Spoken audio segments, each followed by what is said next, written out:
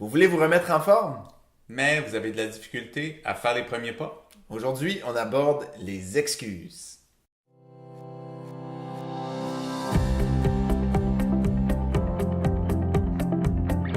Salut, mon nom est Sylvain, c'est mon frère Mathieu. On est les Fortins.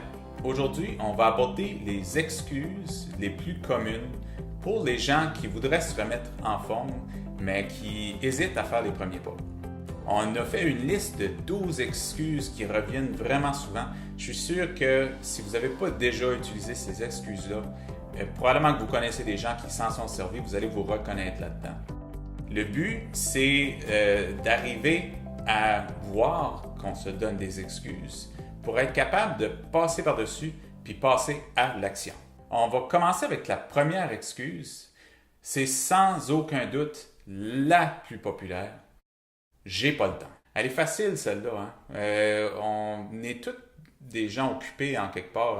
On a souvent un emploi, des enfants, un chien, un chat, une maison à entretenir, des amis, plein de choses qui font des demandes sur notre temps. Peut-être qu'on a des loisirs en supplément de ça aussi. Donc, on court à gauche, à droite. On est pas mal tous dans le même bateau. On dirait qu'on n'a jamais assez de temps dans une journée. Sylvain, peut-être si tu pourrais offrir des solutions à ce dilemme-là de j'ai pas le temps pour les gens qui voudraient se remettre en forme, qu'est-ce que tu dirais? Mais en fait, la gestion du temps ou le fait qu'on dit qu'on n'a pas le temps, ça revient tout le temps aux priorités. Ce qui arrive dans un contexte de remise en forme, c'est qu'il faut avouer ou il faut reconnaître que la santé, ça doit être dans le top des priorités, mais c'est facile de le mettre de côté. Fait que souvent, ce qu'on conseille, c'est de revisiter un peu le quotidien, voir c'est quoi une journée typique, puis c'est d'aller puiser dans les choses qui nous prennent du temps, mais qui ne nous amènent pas une valeur ajoutée, si on veut, à notre vie. Ouais. Fait que souvent, de nos jours, il y a Par beaucoup exemple, de écouter télévision, la télévision ou les Netflix, réseaux sociaux, pour pas le nommer, Facebook. Ouais. Ouais. Ces choses-là, on ne se rend pas compte qu'on passe du temps. Juste des fois, à aller puis à naviguer sur Internet, le temps, il disparaît. Jouer des jeux en ligne. Donc, souvent, là, c'est dans ces sphères-là où est-ce qu'on perd énormément de temps. Ce qui arrive souvent, même quand on utilise cette excuse-là, j'ai pas le temps, on appelle ça de la procrastination. On va trouver n'importe quelle activité pour s'occuper plutôt que de faire la chose que, dans le fond, on a le désir de faire, mais on n'a peut-être pas le courage de le faire. On désire faire de l'exercice, on désire mieux manger, puis s'informer sur la façon de mieux manger peut-être. On désire retrouver la santé, mais on a une peur, dans le fond. Puis c'est ça qui nous empêche d'agir. Puis là, on trouve n'importe quelle petite activité pour boucher le trou, pour se faire croire qu'on est occupé. On va faire le ménage de notre garage ou on va faire le ménage de notre frigo. Tu sais, des choses qui amènent pas grand-chose à notre vie, dans le fond, pour s'éviter de faire les choses qu'on aurait vraiment besoin de faire. Si on peut reconnaître qu'on se donne cette excuse-là, puis que c'est la peur qui nous empêche d'agir, là, déjà, au moins, on a une piste. On peut dire, OK, j'ai peur, c'est correct. Comment je traite ma peur maintenant pour être capable d'agir pour ma santé? La deuxième excuse, j'ai pas d'argent. Ça sort souvent. Ouais. On est bombardé de publicité, puis on a l'impression que la santé, ça coûte cher, il faut s'abonner, il faut toujours payer. Mais en réalité, la santé ou de se remettre en forme, ça coûte rien à la base. On peut simplement aller marcher. On peut marcher à peu près avec n'importe quelle chaussure. On essaie d'avoir un soulier confortable, mais on peut aller marcher facilement là, sans investissement. Si on veut commencer à courir, là, on propose un bon soulier, mais en même temps, ça coûte rien. L'activité ne coûte rien. Aller nager, peu importe ce qui est disponible. Moi, je vous donne un exemple. Ça fait au-dessus de 15 ans que je m'entraîne dans mon salon.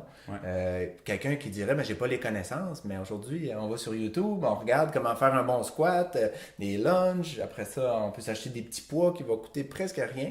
Puis on est bon pour s'entraîner. J'ai le même poids, ça fait 15 ans. Fait que c'est des investissements minimums. Ça ne devrait pas faire partie des excuses de dire, là, je peux pas me remettre en forme. L'autre aspect de se remettre en forme, on parle d'alimentation. Les premiers trucs qu'on donne, c'est de réduire les portions. Fait qu'en théorie, ça coûte encore moins cher parce que là, vous devriez contrôler vos portions pour éventuellement arriver à mieux manger et tout ça. Mais c'est la première étape, c'est ça. Donc, ça va même vous sauver des sous. Fait que ça vous sauve de l'argent de vous remettre en forme. Puis dans le fond, c'est comme la première excuse, hein, l'excuse de j'ai pas le temps. C'est vraiment une question de priorité, l'argent aussi. Parce que quand on veut vraiment faire quelque chose, on trouve les moyens de le faire. Puis si, par exemple, pour nous, se remettre en forme, c'est aller au gym, mais le gym coûte 50$ par mois, puis on se dit, ben, j'ai pas cet argent-là, puis on se sert de ça comme excuse. C'est peut-être juste de réviser nos priorités, de dire, OK, ben, sur quoi je dépense vraiment mon argent? Y a-t-il une place en quelque part que je peux couper pour aller chercher 50$? Puis quand on commence à creuser un petit peu, on trouve assez vite de l'argent, si on est vraiment motivé à le faire. Par exemple, donc, si vous voulez payer un abonnement au gym de 50$ par mois, puis vous commencez à voir vos habitudes de restauration, puis vous vous rendez compte que vous mangez 2 fois par semaine au restaurant, puis qu'à chaque fois, ça vous coûte une trentaine de dollars, ben c'est vite économisé, 50$. 2 sorties au restaurant, vous coupez, puis votre abonnement au gym il est payé. Puis là, non seulement vous avez un abonnement au gym qui va bénéficier votre santé, mais en plus, vous avez coupé vos restaurants. Ça fait que vous avez coupé dans une activité qui nuisait à votre santé pour mettre votre argent dans une activité qui profitait à votre santé. Si vous fumez, si vous buvez de la liqueur, de l'alcool, l'alcool, ça coûte extrêmement cher. La cigarette aussi. Donc, si vous avez pour ambition de vous remettre en forme, pensez à ça aussi. Hein? C'est des places que là, c'est tellement logique de couper si vous voulez retrouver la santé. Puis là, vous allez avoir l'argent qu'il faut pour payer un abonnement au gym ou acheter un peu d'équipement sportif ou acheter un cours ou un livre pour vous aider à mieux manger, à faire de l'activité physique, tout ça. Là. Donc, c'est vraiment une question de priorité, autant pour l'argent que pour le temps. Et la troisième excuse, le manque de motivation. On l'entend souvent, on l'a déjà vécu souvent aussi. La motivation, c'est quand même quelque chose de complexe. Il faut que ça vienne d'en dedans, il faut s'auto-motiver, c'est difficile. Ça vous a-tu déjà arrivé, exemple, un 1er janvier, de dire c'est là je commence un régime, ou je commence à aller au gym, ou je commence à courir, puis qu'on s'aperçoit que rendu le 30 janvier déjà, on manque de motivation.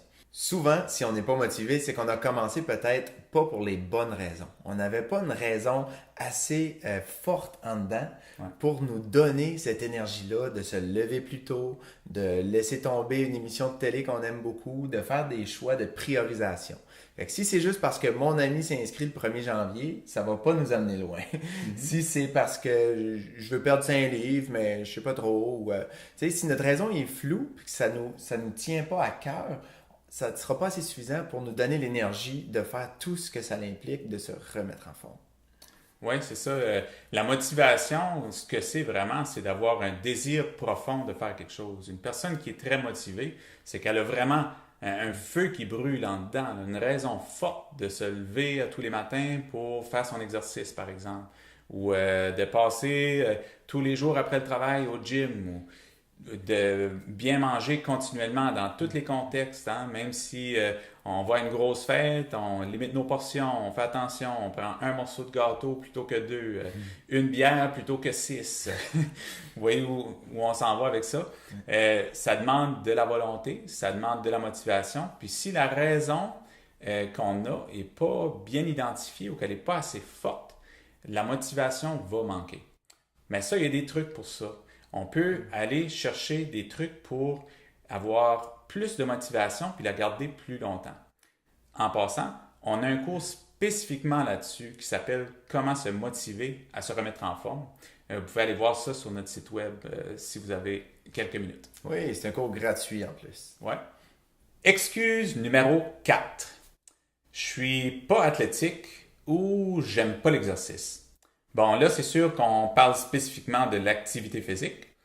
Si vous voulez perdre du poids, si vous voulez vous remettre en forme, si vous voulez être en meilleure santé, on peut difficilement passer à côté de l'activité physique. C'est quand même une composante qui fait partie de l'équation. Mais si l'exercice ne vous parle pas, puis de tout jeune, vous n'êtes jamais identifié comme une personne sportive ou une personne athlétique, puis vous dites je serai jamais capable de faire ça, par exemple, ou j'aimerais jamais ça. Ça devrait pas être une excuse ou ça devrait pas être une limite pour vous permettre de perdre du poids ou d'être en meilleure santé. Oui. Parce que dans le fond, la nutrition y est pour beaucoup. C'est une très, très grosse partie de l'équation. On peut dire jusqu'à 80%, peut-être même plus. C'est pas pour dénigrer l'importance de l'activité physique, ça a plein de bienfaits, entre autres sur l'activité mentale, sur le corps en entier aussi, hein, le cœur, tout ce qui est prévention des maladies, tout ça, sur la longévité, il y a des preuves que l'exercice a des bienfaits. Par contre, en comparaison avec l'alimentation est très, très, très importante. Donc, si vous êtes en mauvaise posture par rapport à votre santé, la première chose que vous devriez faire, c'est vous occuper de votre alimentation. L'exercice, ça peut venir progressivement ou ça peut venir un peu plus tard. Occupez-vous de votre alimentation en premier si vous ne tripez pas sur l'exercice ou sur l'activité physique. Puis ça, déjà, ça va vous permettre d'avancer beaucoup. Mais malgré ça, si vous voulez commencer à intégrer l'activité physique, il n'y a pas d'excuse. Vous pouvez trouver quelque chose qui vous plaît. Il y a tellement d'activités qu'on peut faire. Il suffit de se motiver à bouger un peu. Ça n'a pas besoin d'être un sport super organisé, avec beaucoup d'équipements et tout ça, quelque chose de complexe. Si vous sentez que vous n'avez pas de coordination pour jouer au tennis ou jouer au hockey ou faire des sports complexes comme ça, il y a des sports qui sont beaucoup plus simples et qui ne demandent aucun équipement puis aucun, disons, de talent athlétique particulier, là. Mm-hmm. Vous pouvez commencer par ces sports-là, puis le but, c'est vraiment juste de bouger. Marcher, jardiner, ça peut être aussi simple que ça. Il y a beaucoup même les hommes qui font de la rénovation, qui font des oui. travaux manuels, tu sais, le monde ça nous garde qui aime actifs. bricoler, mais tu sais, au lieu d'être sur l'ordinateur, si on bricole, on bouge, le but c'est de bouger, peu importe c'est quoi. Donc d'avoir un style de vie actif, que ce soit aller marcher avec le chien de quelqu'un de votre famille, que tu sais, trouvez-vous des activités juste pour bouger. Ouais. Excuse numéro 5. J'ai pas un bon métabolisme ou mon métabolisme est trop lent. Ça, c'est une excuse parce qu'il y a des gens qui vont reposer sur ça et vont dire « Ah, moi, je suis pas capable de perdre du poids. » Ou, tu sais, ils vont trouver d'autres excuses, mais reliées au fait que j'ai pas un bon métabolisme. Ouais. Dans le fond, ce qu'ils disent, c'est physiquement impossible pour moi. Mon corps est incapable de maigrir. C'est ça. Ça fait qu'ils lâchent prise. Ouais. Mais c'est pas une raison pour dire... C'est vrai qu'il y a différents métabolismes. Il y a du monde qui vont être maigres toute leur vie, même s'ils mangent beaucoup, ils brûlent la nourriture là, instantanément, on dirait. Puis il y en a d'autres qui vont manger un petit peu, ils vont prendre du poids rapidement. Donc oui, c'est vrai, il y a différents métabolismes. Mais c'est pas une excuse pour dire « moi, je bougerai pas » ou « moi, je vais pas améliorer mon alimentation ». C'est une raison encore plus valable pour dire « je vais faire attention à mon alimentation, j'ai un métabolisme trop lent ». Tu sais. Donc, mais tous les humains sur la Terre, on est conçus pour prendre et perdre du poids. Le système il est hyper complexe, mais ça ne devrait pas être parmi vos excuses de ne pas bouger. Dans le fond, si vous avez un métabolisme lent, ce qui est tout à fait possible, ça ne veut pas dire que vous ne serez pas capable de perdre du poids. Vous êtes capable de perdre du poids quand même. C'est juste que peut-être que votre recette va être différente d'une autre personne qui a moins tendance à prendre du poids facilement. Peut-être que vos portions vont être un peu plus petites ou que le type d'aliment que vous allez manger va être différent. Mais vous allez être capable de perdre du poids quand même. Il n'y a personne sur Terre, comme Sylvain l'a dit, qui est incapable de perdre du poids à cause de sa physiologie, à cause de son métabolisme.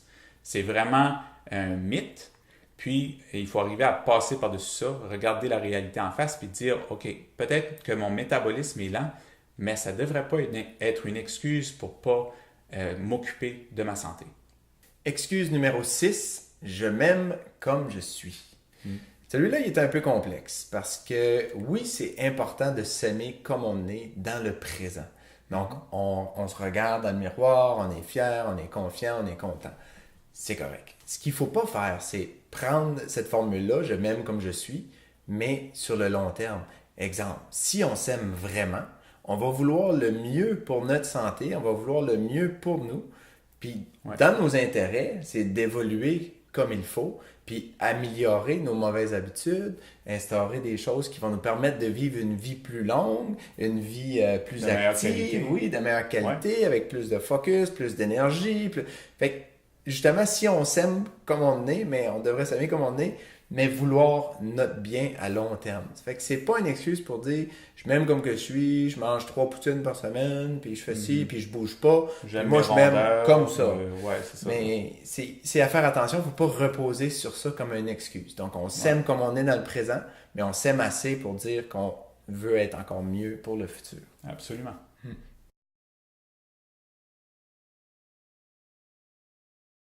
3, 2, 1.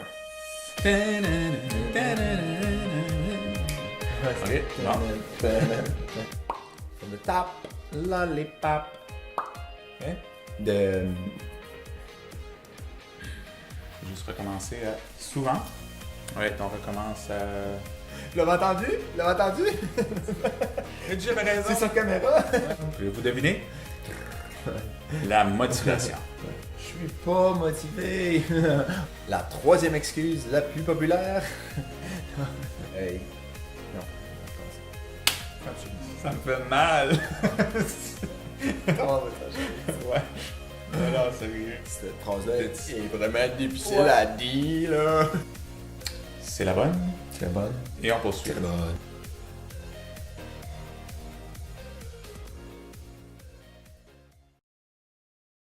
Excuse numéro 7.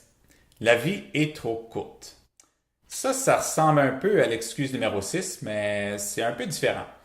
La vie est trop courte, dans le fond, ce qu'on est en train de dire, c'est il faut profiter du moment présent, il faut profiter de la vie, mangeons, buvons, fumons, on pourrait mourir demain. Vous avez tous déjà entendu un peu ce genre d'argument-là. Hein? Souvent, quand on fait la fête aussi, c'est ça, là, c'est « Hey, on vit juste une fois, ouais, on a du fun ». Le problème avec ça, c'est qu'on se réveille 10 ans plus tard, puis on n'est pas encore mort. Puis on s'est magané pas mal, dans le fond. Puis tout ce temps-là, plus qu'on prend cette attitude-là face à la vie, plus qu'on dépérit.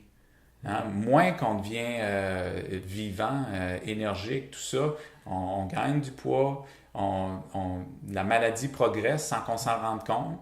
Puis à un moment donné, c'est les crises de cœur qui arrivent, c'est les cancers, c'est toutes les maladies qu'on connaît.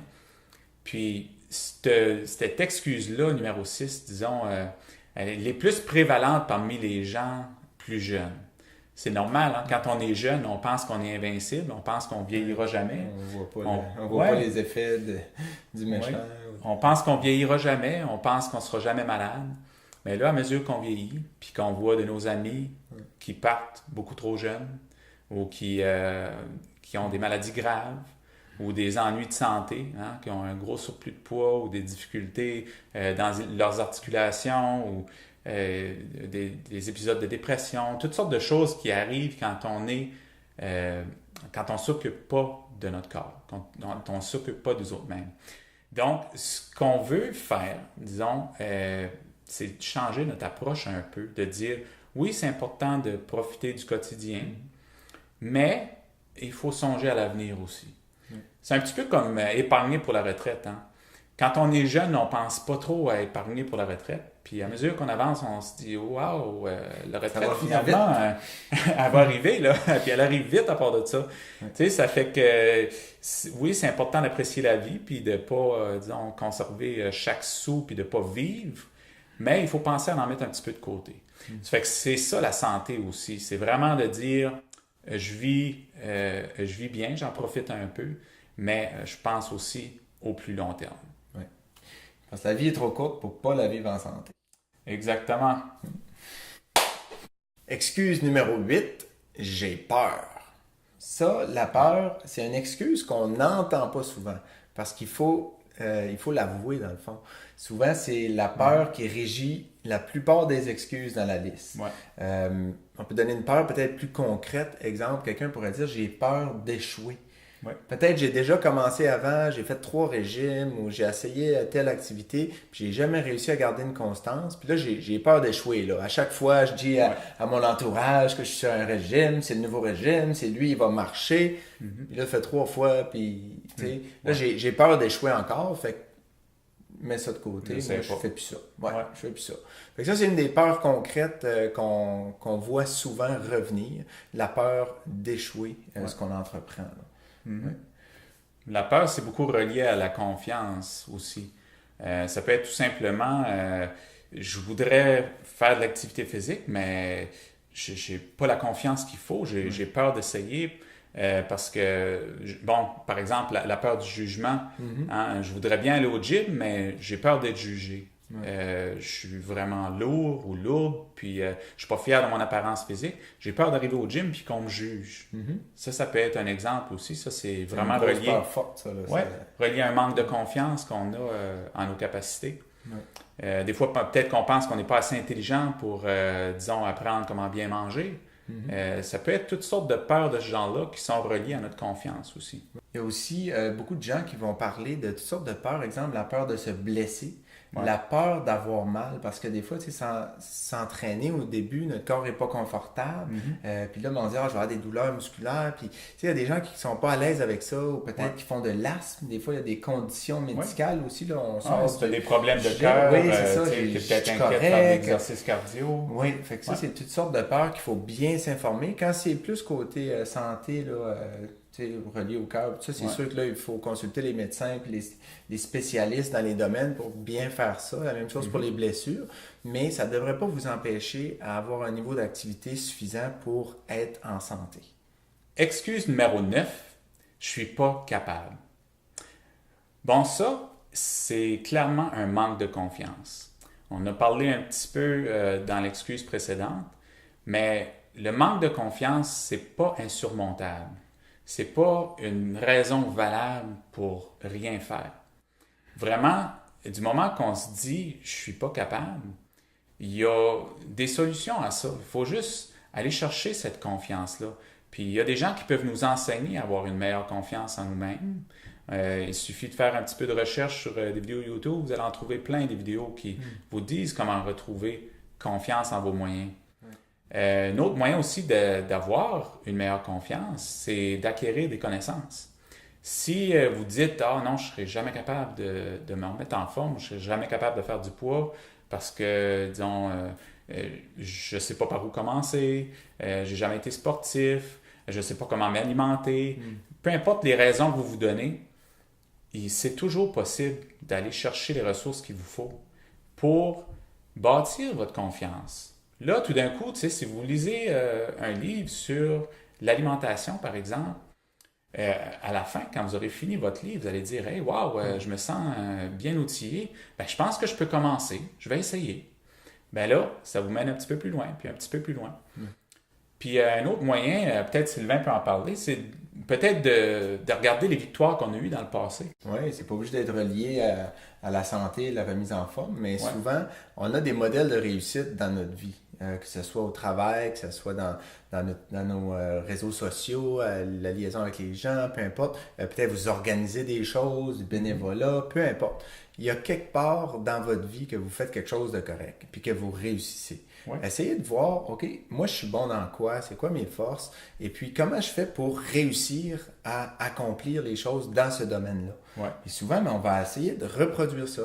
On donne un exemple, quelqu'un qui est bon avec des chiffres, avec Excel sur l'ordinateur, mais montez-vous un programme alimentaire ou d'activité physique, mais qui comporte des données, des chiffres. Rendez ça intéressant à votre façon, que ce soit de monitorer le changement de votre corps, le poids, les mensurations, peu importe, mais donnez-vous quelque chose de visuel, puis prenez l'approche que vous prenez dans ce que vous êtes performant. Ça va vous amener vers la réussite, là, ultimement. C'est ça. Ce qu'on veut, c'est trouver de la confiance, puis un bon moyen, c'est en regardant nos réussites du passé ou en allant chercher les outils dont on a besoin. Oui. Excuse numéro 10, j'ai pas de support. Ça, c'est quelque chose quand même d'assez commun. On veut changer nos habitudes. En faisant ça, ça rend les gens autour de nous souvent inconfortables ou peut-être qu'ils ne sont pas rendus là, eux. Fait que ça bouleverse un petit peu les habitudes de ces gens-là. Fait que là, des fois, c'est difficile d'avoir le support immédiat d'un conjoint ou conjointe, la famille, vos enfants s'ils sont rendus plus vieux, les parents. Tu sais, des fois, les gens, ils comprennent pas trop, là, OK, mais pourquoi, là, tu sais, ils vont vous revenir avec les excuses que vous vous donniez, que là, vous avez surmonté. Puis on dit, ben là, pourquoi tu veux changer? Là, t'es correct, t'es belle de même, t'es beau comme ça. Tu sais, t'es pas obligé de changer, change pas. Puis ça, c'est la tendance, normalement, quand on instaure des changements, là, c'est la tendance de l'entourage. C'est un réflexe humain, je pense, de garder sa condition telle qu'elle. Oui, ils ont peur que vous changiez puis que vous les acceptiez plus comme ils sont. Dans le fond, souvent, ils perçoivent ça comme un jugement. Hein? Si on n'est pas assez bon. Oui, c'est ça. Ils ont peur de ne plus être assez bon. Là. Si vous allez manger régulièrement avec vos collègues de travail au restaurant, puis là, tout d'un coup, vous êtes sur un régime, puis vous faites de l'activité physique, vous essayez de vous remettre en forme, puis vous allez au restaurant, mais vous commandez une salade à la place de commander du poulet frit comme tout le monde. Ben là, ils vont se dire, ben là, pour que tu te prends, tu te sens plus, tu te sens meilleur que nous autres tout d'un coup. On a toujours cette impression-là. Oui, c'est ça. Des fois, ils le disent pas, mais on a l'impression qu'ils... c'est ça. Mais je pense que c'est d'en parler. C'est d'en parler, de dire, hey, regarde, moi j'essaie ça, je veux prendre ma condition en main. Puis normalement, une fois que c'est verbalisé, puis si on a un bon entourage, ils vont comme comprendre, puis respecter les décisions. Il ne faut pas avoir peur d'en parler. C'est encore une question de confiance. Une question de confiance encore. L'autre chose aussi, c'est que là, on parle de support immédiat. Mais si on n'a pas le support immédiat, si on a un conjoint ou une conjointe qui embarque avec nous autres, là, c'est le fun parce que, OK, oui, c'est ça, le meilleur des mondes. Mais si on n'a pas ça, c'est correct, mais trouvez-vous du support externe. Trouvez soit un coach ou un groupe, exemple, si vous voulez courir, mais trouvez-vous un groupe qui fait de la course, qui fait des sorties de marche. Peu importe, il y a beaucoup de gens dans cette situation-là, puis tout le monde a besoin de support à quelque part. Fait qu'allez chercher le support que vous avez besoin. Excuse numéro 11. Je suis trop âgé. Mais ça, bon, l'âge, c'est vraiment relatif, hein? Il y a des gens à 40 ans qui se trouvent déjà trop âgés pour entreprendre quelque chose. Il y a des gens qui, à 70 ans, se trouvent encore jeunes. Donc, c'est vraiment une question de perspective, l'âge. Puis, on n'est jamais trop vieux pour commencer quelque chose. Je vais vous donner un exemple, OK? Il y a un homme qui a commencé à courir à 95 ans. C'est pas des farces, là. À 95 ans, il a commencé à faire du sprint, des 100 mètres. Il est allé chercher une coach. Il a commencé à courir le 100 mètres. Bon, on s'entend qu'il ne courait pas vite. Il est allé au championnat du monde, dans sa catégorie d'âge. Il était tout seul. Il a gagné. Mais à 95 ans, il a entrepris quelque chose qu'il n'avait jamais fait dans sa vie. À 95 ans. Oui, une activité physique. Combien de personnes d'abord qui se rendent à 95 ans? Combien de personnes qui se rendent à 95 ans puis qui ont suffisamment de santé pour marcher comme il faut, qui ne sont pas dans un foyer, etc. Hein? Mais à 95 ans, il a entrepris ça. Puis il est devenu champion du monde. Puis il y a eu des vidéos YouTube qui se sont faites là-dessus, puis ça a fait le tour du monde, ça a eu des centaines de milliers de vues, peut-être des millions de vues. Puis ça a inspiré une quantité incroyable de gens à travers le monde. Bon, imaginez-vous cet homme-là s'il était resté chez eux à se plaindre de sa condition. Je suis vieux, je suis vieux, je suis vieux, je suis malade, hein? Je suis faible. Ah, j'ai de la difficulté à marcher, j'ai mal aux hanches, j'ai mal aux genoux, j'ai mal ici, j'ai mal là. Je suis sûr qu'il y en avait plein des bobos. On a tous des bobos. À 95 ans, c'est sûr qu'on a plein de bobos. Mais lui, il a choisi d'entreprendre quelque chose, puis il a inspiré un paquet de monde à travers du monde. Puis non seulement ça, mais à travers son projet, il est allé visiter l'Europe. Il s'est fait une blonde de 70 ans, une petite jeune, une petite poulette. Vous voyez, il n'est jamais trop tard. Puis ça, des exemples comme ça, on pourrait en nommer. Là, il y en a des quantités incroyables. Moi, j'ai vu de mes propres yeux, j'ai fait à un moment donné un Ironman, un triathlon Ironman, puis j'ai vu des hommes et des femmes âgés de plus de 70 ans entreprendre et terminer ces courses-là.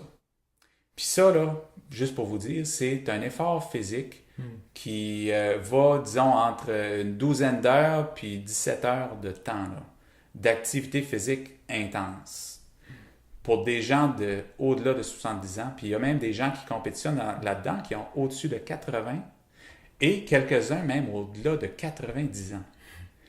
Donc, il n'est jamais trop tard pour faire de l'activité physique.